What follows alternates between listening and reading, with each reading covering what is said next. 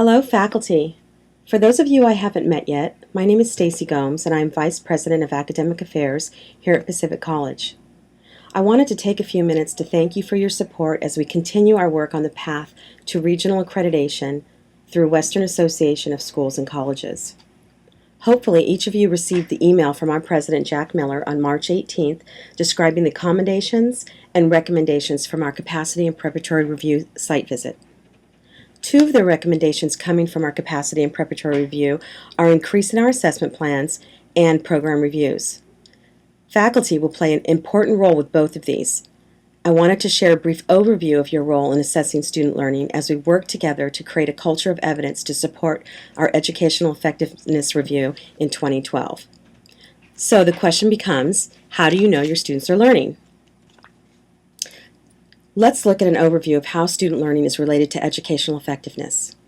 The first question we need to ask is, how do we assess student learning at the course level? This is part of our assessment plan. The next question is then, how does student learning at the course level help us answer how we are meeting our program outcomes? This becomes our program review. So assessment is part of the program review.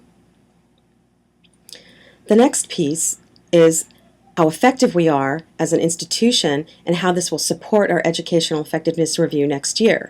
So assessment feeds into program review, which demonstrates educational effectiveness. On slide 3, we can see the assessment of student learning starts with measurable course learning outcomes. After we have measurable course learning outcomes, we will use the course alignment grid to identify activities, resources, and evidence that support assessment of student learning. Here on slide 4, we can see a condensed list of measurable verbs from Bloom's taxonomy of learning objectives. We've looked at these many times over the years, and there are many more you can use as you tighten the learning objectives for your class. Your class may already have measurable learning outcomes right now. Let's look at how I've used some of these verbs for my research class. I have outcomes at different levels of Bloom's taxonomy: describe, demonstrate, compare, recognize, and produce.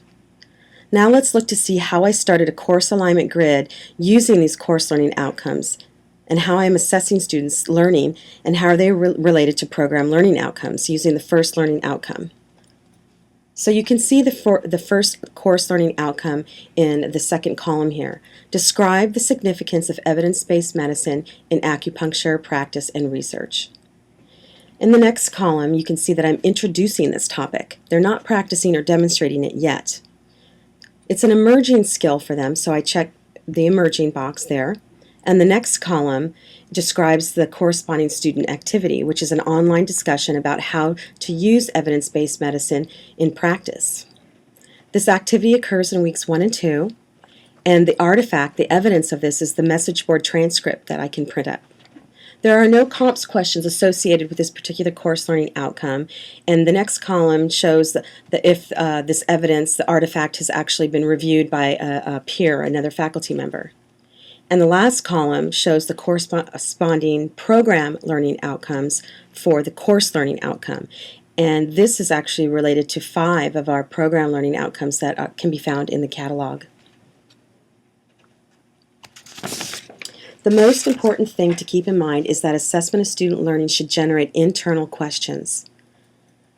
Together, we should be asking about what students are learning, what level they are learning at, and the relationship of student learning to program learning outcomes. Assessment of student learning will be used to improve student learning. It is an important part of our program review and will be used to demonstrate the educational effectiveness of Pacific College.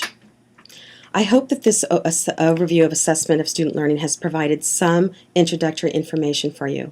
Our academic deans and department chairs will be working with you this semester on these ideas within department meetings, so you can look forward to some focused work in this area.